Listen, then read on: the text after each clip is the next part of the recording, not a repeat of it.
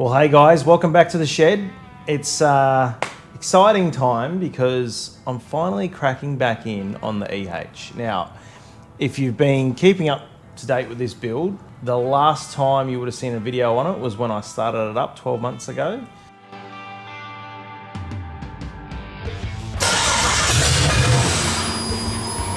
That's me just doing that.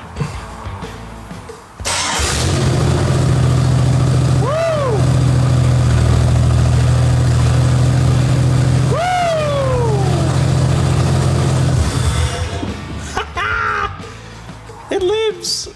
And pretty much I haven't been on it since. I've done a few little jobs on it, but nothing major. So hence why there's been a big gap between videos in this build series. Also my business has, picked up as well. So I've had a heap of new clients and whatnot. So the time I spend in the shed is obviously not as much. And obviously I did all the engine conversion on the 80 series. So check out the build series on that if you haven't already. That was a pretty cool project. Admittedly, that only took 7 weeks. So then I was out just using it. So we also picked up a new caravan over Christmas as well. So yeah, it's amazing how quickly time flies and how much projects stay dormant. So, I mean, this project, I picked this up from Dad when he died, and he died, 6 years ago? So I've been going on it for 6 years. And like there goes a year instantly now without any work on it. So, I mean, how many of you are in the same boat? Like, leave a comment below if you've got a car project that's been sitting dormant for a while. What is it? And what's it going to take to actually get back into it? So, yeah, I'll be interested to read through those. Anyway, let's talk about where we're up to and what we've still got to do. I actually did a bit of work on this yesterday just to get back into the swing of it before I put it on camera. But where we're up to, so obviously the engine starts and goes, so that's fine. But now I've just got to do all the ancillary stuff, right? The biggest issue that I had, and I'll put it up on the hoist so you can actually see, the tail shaft. Now the tail shaft initially was way too close to the tunnel. So what I'm having to do is I've obviously cut the tunnel out. I'm extending it back this way a bit. But what it meant is that I had to, the chassis frame, I had to sort of trim a little bit of that and move that out. So it's got good clearance now, but when I put that piece back in, you'll see that it was just way too tight. I mean, you can see at the back there still that it's way too close. Anyway, you'll see it up on the hoist. So I was doing that yesterday and also just doing seat mounts. Now, spoke to the engineer. What I was originally doing was making up, these brackets to go into the original seat mounts. And he sort of said, well, why don't you just get a piece of RHS, cut it to the shape, right? And then just weld it straight in, and then you've got the actual seat mounts and that. So sort of playing around with a little bit of that yesterday. Obviously got all that tacked in, so that one's nice. I've got the other side. Where have I got the other side? Here. So that's the other side. Goes about, where does it go? Goes about there. Right. So then I've got nice seat mounts for the Commodore seat. So yeah, playing around with that. Also playing around with handbrake cables. So I'm basically going to mount the handbrake about there. Right, so I've got to make up a mounting bracket for that. Hence the other reason why I had to cut the tunnel as well, is in order to get the handbrake mechanism through the hole in the tunnel there. So got to do all that yet. And then obviously, bring it up to speed. Got to put the seatbelt mounts in. So done the seatbelt mounts. Still got to do the bottom ones yet, but that's okay. These ones here are in the tunnel, right? So I just had to basically do a top one, and I've got to do the bottom one yet. Now in terms of the engine bay, I don't think anything's really changed. Maybe the brake master mounted up last time, but anyway, that's there now. Now what I've done, this is a cool little one. I cannot believe I was able to get that. Now that's obviously a legitimate number plate from Vic Roads. So to be able to run that, or have the option to run that, I'm pretty stoked with that. All right, so the first cool little mod that I've sort of gone to fit up, but I'll tell you in a minute why I couldn't completely fit it up. Brake upgrade. So obviously with the independent rear, that's running a VE Commodore assembly, so rotors and pads, which is a 330mm rotor, right? Now, the standard VR one, because obviously the independent front uses a VR stub axle, hence why I had to, cannibalize a VR for all that. That runs a 290mm rotor and single pot caliper. So I wanted to obviously make sure that the front brakes were at least matching the back brakes. Did a bit of research on it all and ended up going through Hopper Stoppers to get an assembly that fits to the VR stub axle. And so I originally had ordered a VE one to match that, but it was a 300mm rotor versus a 330 at the back. So after speaking to them, we ended up landing on a C5 Corvette caliper and rotor set, which is obviously 330mm. But have a look at the size of it, like it's freaking huge. That's the original one, as you can see, like completely different. And also, look at the size difference in the brakes, right? It just, yeah. Anyway, so as you can see, if I look at this, see how that's a single piston caliper versus the twin piston of the Corvette. So I guess the only issue that I've got with this currently is the bolts that they sent me are way too big. Look at this. So that's meant to be a 30mm bolt, and that's all the way in. And I can't go any further, otherwise it hits the rotor. And yeah, they sent me a 65mm bolt. So I've gone back to them now and get the better bolts. But yeah, as you can see, it just they make an adapter that sits onto where the original VR pistons, calipers mount. And then you got the adapter plate, and then there's like a little ring that goes in there that sits over that, and then yeah, they're just a DBA rotor off the shelf. So that's pretty cool. I've got to work out how I'm going to plumb this. So one of the things that I've done since is obviously I've started to run all the brake lines. So these, obviously the front right, sort of popped it out along there using the existing Commodore mount. So I've just got it, tech screwed in there in the place, but I'll weld that in. So that'll be the final mounting spot. And then yeah, just trying to get the right lines and getting it to sort of sit right nice so it doesn't foul up on any of the suspension componentry and that. I think I can bend that back there a little bit and that should be right. So yeah, that's a pretty cool little one. And then while we're up here like this, you'll see, so running down from the master, right, I've started to run the brake lines down underneath the radiator and up over the end, and then same sort of thing, it just pops out this side, I'll weld that in place, and then I've got the same sort of thing on this side, so that's pretty cool. So under here is 12 months worth of leaking Commodore. So obviously when I tear it all down again, I'm actually going to pull this engine apart and put all new seals and that through it, but yeah, it is leaking like an absolute sieve at the moment. Bloody 12 months worth of freaking oil going everywhere. The other one that's interesting is actually the power steering rack is leaking a little bit too, so I don't know why it's doing that, but anyway, I'll work that out later. So under here, if you remember from last time, I actually, just to get it started, I had the battery cables running under here. But yeah, a few of you sort of made comment and said, oh, that's probably not the best way to do it, which I agree. So I've actually rerun them now, as you can see.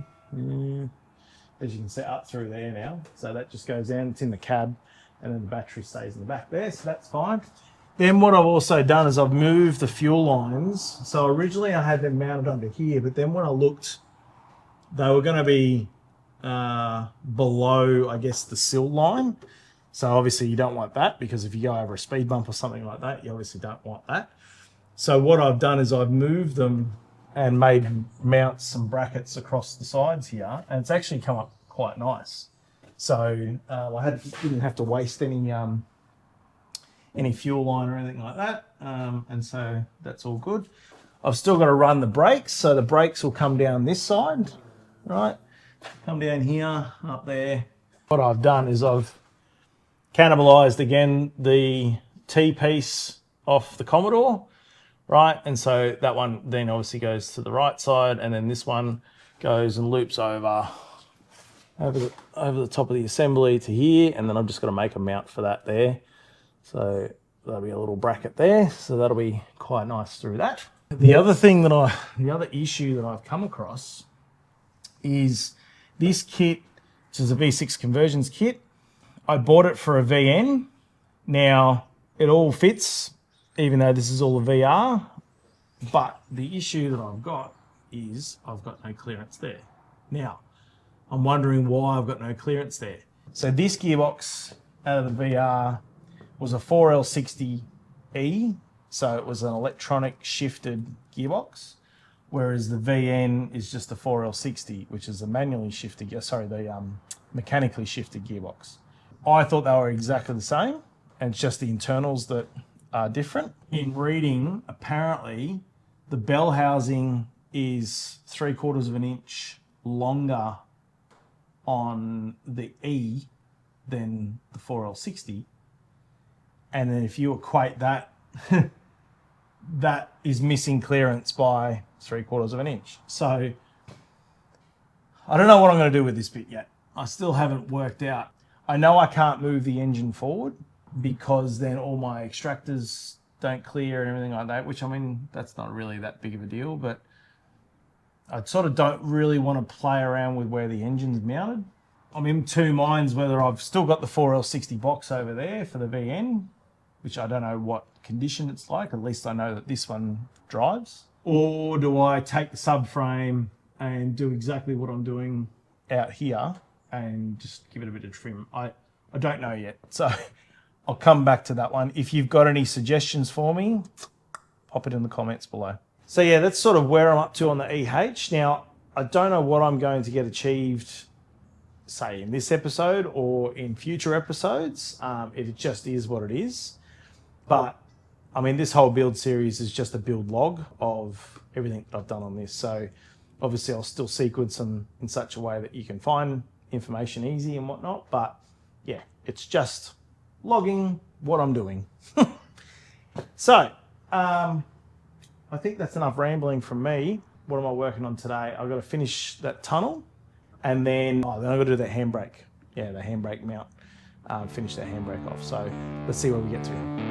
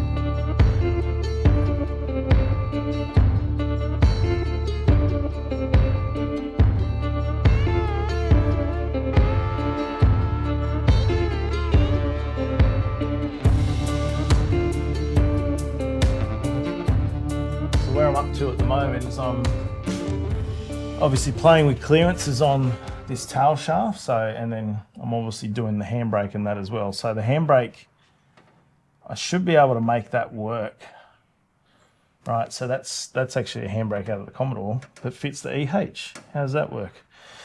So that's fine. That'll come through there, and I should be able to make that work. And then after that, then I can do the exhaust, which will then, clear all this. But yeah, it's like an assembly part.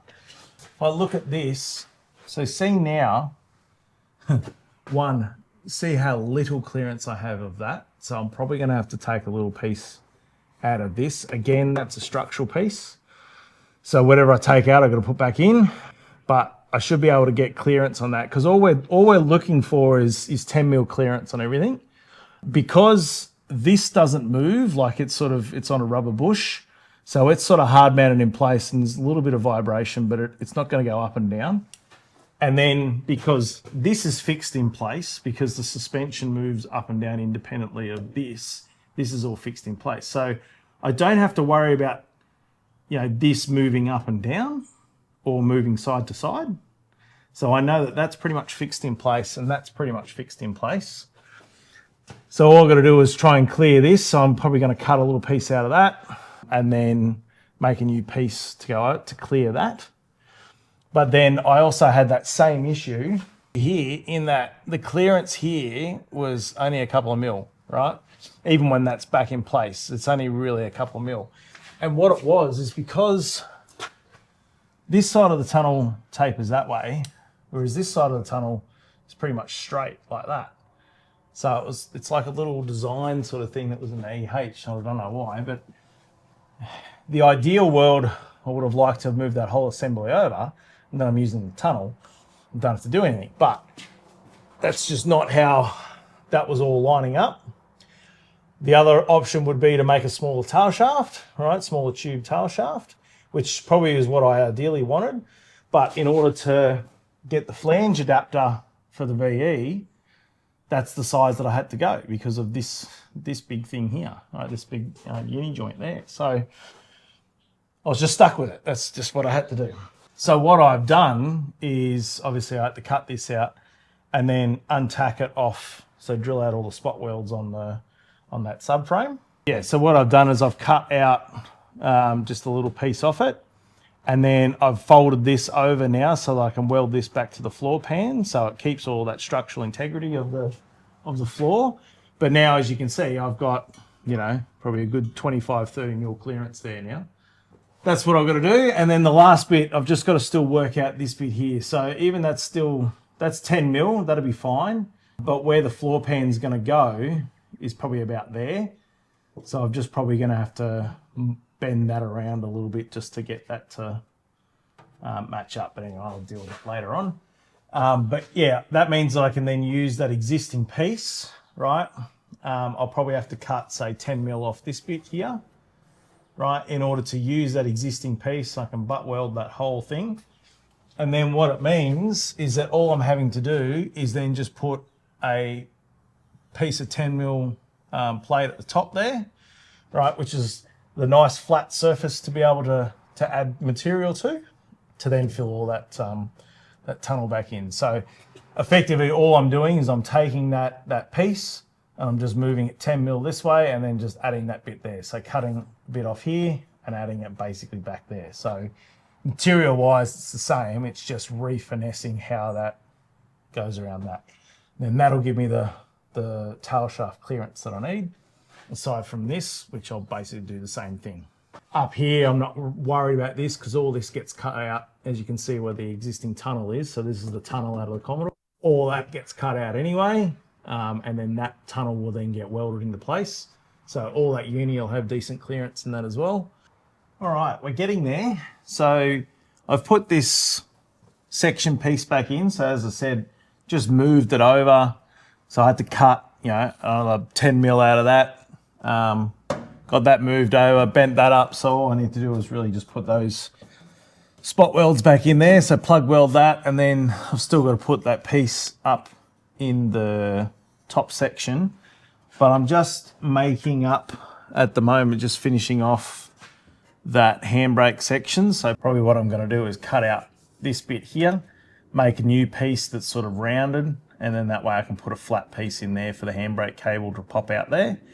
But as you can see, I've got nice clearance now. I'll finish all this up, obviously. I've got to grind it all back and then fill it all in. But yeah, as you can see, I've now got the final sort of home, nice clearance on that. So yeah, that's sort of where we're up to that. But let's leave this for the moment. I know we've only just got back onto it, but let's leave it for the moment. Motorex is on this weekend. So come with me and let's get inspired by some pretty cool builds. I take a breath, I'm not going